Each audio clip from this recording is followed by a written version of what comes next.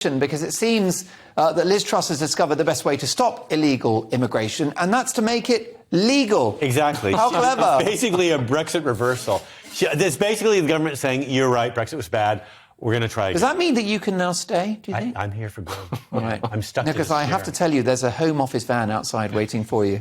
You're just flirting with me now. I hope the windows are tinted so we can get on with it. Liz Truss is going to review visa schemes in a bid to ease UK labour shortages. As we've all heard in the press, there's a shortage of labour in this country. Partially, people tend to blame it on the Brexit policy. A lot of people aren't coming in. They don't know how. They're afraid. A lot of people have left, especially in the NHS. A lot of people, nurses and doctors left. So she says that they've removed some of the lines you had to cross, some of the hoops you had to jump through. Apparently now she'd like to see visa fees lowered.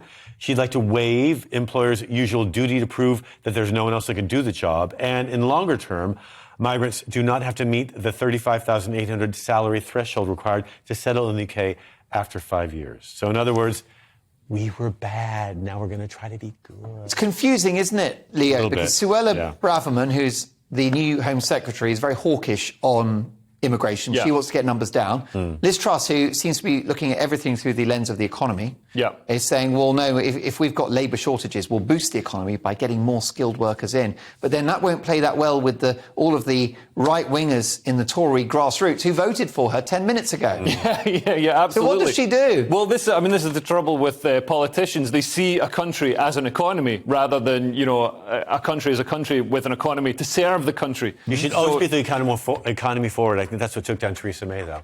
She put migration forward before the economy. But immigration is, it's a palliative. It's like steroids for the economy. It's a short-term fix, so you import loads of people who are working age men, and they can do the work. It's Botox. A better long-term, deep-fried Mars bar. A better long-term solution to the problem is to train our people here and make sure people are having children here. We're facing a demographic cliff. People aren't having children. And we've got a million vacancies. Part of the reason is that I've got one coming this week. I'm doing my part, but part of the reason is that people can't afford housing. They can't afford the cost of living crisis, and even before that, they can't afford housing to have a child. You don't want to have a child and not be able to support yourself. So the housing crisis isn't helped by bringing loads of people into the country. I think we should do something to balance that out, and so we can have sustainable immigration and also have people having children here and have more sex is what you're saying. People need to have more sex. Yeah. We need to encourage British people to have more sex. We might need some paper bags. But let's not get carried away.